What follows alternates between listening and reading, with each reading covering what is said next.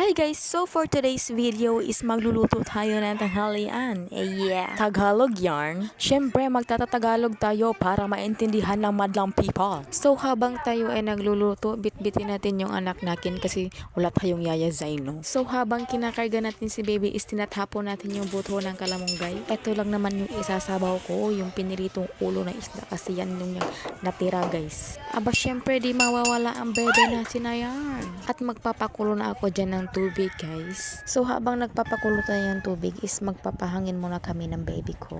Ito yung view namin guys is Kalasangan. So in short, pang na siya sa mua diri guys. Habang nasa likod ako kanina is nakalimutan ko na may bibilhin pala ako. Bibili ako ng magic sarap. Yes. Kaya lumabas kami ng baby at sinama ko siya. Dinili piring ibilin. Ibilin?